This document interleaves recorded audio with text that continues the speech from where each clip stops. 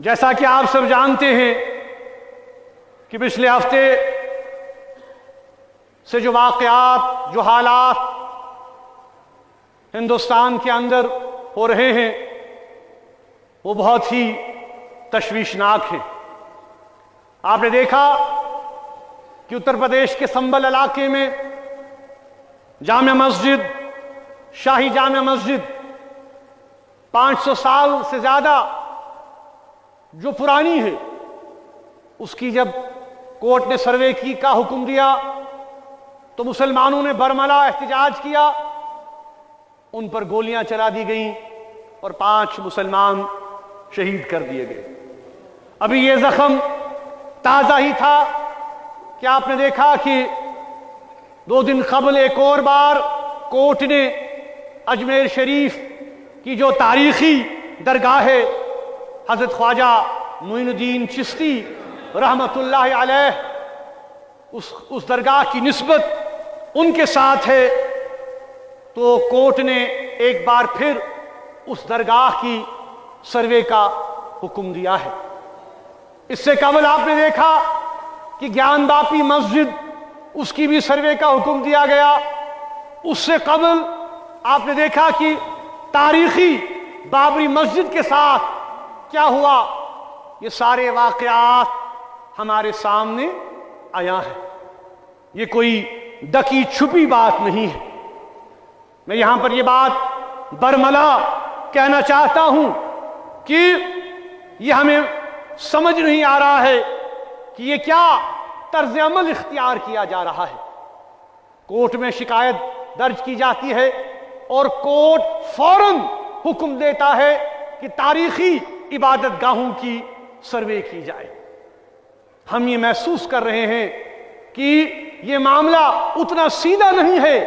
جتنا یہ نظر آ رہا ہے۔ مسلمانوں میں دن بدن یہ تشویش بڑھ رہی ہے کہ یہ کوئی ملی بھگت تو نہیں ہے کہ جس کے ذریعے سے مسلمانوں کے جذبات، مسلمانوں کے احساسات، مسلمانوں کے دینی مراکز جن کے ساتھ ان کی وابستگیاں ہیں، سالوں سے نہیں بلکہ سینکڑوں سالوں سے، ہزاروں سالوں سے، ان مراکز کو کمزور کرنے کی سازش کی جا رہی ہے۔ آپ جانتے ہیں کہ اجمیر کی جو درگاہ ہے خواجہ معین الدین چشتی رحمت اللہ علیہ، اس کے ساتھ صرف ہندوستان کے مسلمانوں کی وابستگی نہیں ہے بلکہ پورے بر صغیر کے کروڑوں مسلمانوں کی وابستگی اس درگاہ کے ساتھ ہے۔ یہ درگاہ پچھلے 800 سال سے وہاں پر قائم ہے، اور ہم یہ سمجھنے سے قاصر ہیں کہ ایک کورٹ کیسے کسی کے کہنے پر اس کی پھر سے سروے کا حکم دے سکتا ہے۔ یہ افسوسناک طرز عمل ہے۔ ہندوستان کے مسلمانوں کے ساتھ ساتھ جموں کشمیر کے مسلمانوں کے جذبات بھی مجروح ہو گئے ہیں، کیونکہ ظاہر سی بات ہے کہ یہاں سے بھی ہزاروں مسلمان جو ہے اس درگاہ میں جاتے ہیں۔ ہم یہ سوال پوچھنا چاہتے ہیں کہ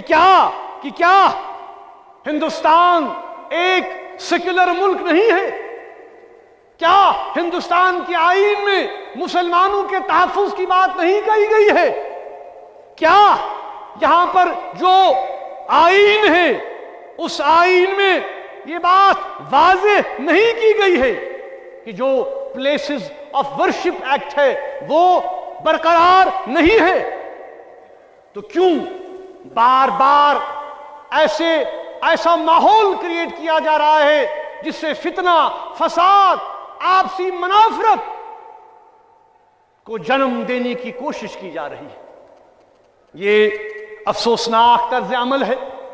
اس کے ساتھ ساتھ آپ یہ بھی جانتے ہیں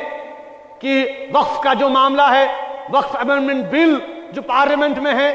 اس کے حوالے سے بھی جہاں ہندوستان کی پوری مسلم قیادت پریشان ہے، جموں کشمیر کی مسلم قیادت نے بھی، ہم نے ایک اور خط کل ہی روانہ کیا ہے، اس کے سربراہ کو اور یہ کہا ہے کہ ہماری بات سنی جائے، یک طرفہ فیصلہ نہ کیا جائے، کیونکہ اس سے پورے مسلمانوں کے جذبات مجروح ہو رہے ہیں۔ یہ معاملہ سیاسی معاملہ نہیں ہے، یہ معاملہ مسلمانوں کے عقیدے کا معاملہ ہے، یہ شریعت کا معاملہ ہے، یہ دین کا معاملہ ہے، اور اس میں مداخلت جو ہے وہ برداشت نہیں کی جا سکتی۔ اس لیے ہم حکومت سے یہ کہنا چاہتے ہیں کہ وہ حالات کی سنگینی کا احساس کرے اور اپنے ذہن کو تبدیل کرے، اس مائنڈ سیٹ کو بدلائے، کیونکہ خدا نخواستہ اگر ان حالات و واقعات کا کوئی بیکلیش ہوتا ہے، کوئی حالات بگڑ جاتے ہیں، تو اس کی تمام تر ذمہ داری حکومت پر ہوگی، کیونکہ وہ ایسے اقدامات دیدہ دانستہ اٹھا رہے ہیں، جان بوجھ کر اٹھا رہے ہیں، جس سے مسلمانوں کے جذبات کو ٹھیس پہنچائی جا رہی ہے۔ ہم یہ محسوس کرتے ہیں کہ یہ عمل فوری طور سے بند کیا جانا چاہیے۔ کہ یہ مختصر اس میں عرض کروں، بیان کروں آج کے حالاتوں ہند حوالہ، تو مگر ونی آو یہ اطلاع کہ یور اس میڈیا آمت، تو میڈیا ہسا تروک نہ یور مسجد منز کی، تو میں چھن تران فکری کہ یہ کیا طریقہ چھو آج کل کس دورس مز، آج کل کس زمانس مز، یہ ممکن کہ اگر کت ون تو ام پتہ کیا یی کت سو دباؤن، ام پتہ کیا یی سو کت نظر انداز کرن۔ اس پولیس کس ات طرز عملس مذمت کران، ملامت کران، بیٚیہِ چھِ تمن یہ ونان کہ طرز عمل بدلٲیِو، یہ کت کرٕنۍ، کت گژھِ لُکن تام واتٕنۍ، سٲنۍ کت چھِ برملا، چاہے کٲنٛسہِ پسند یی یا نہ یی۔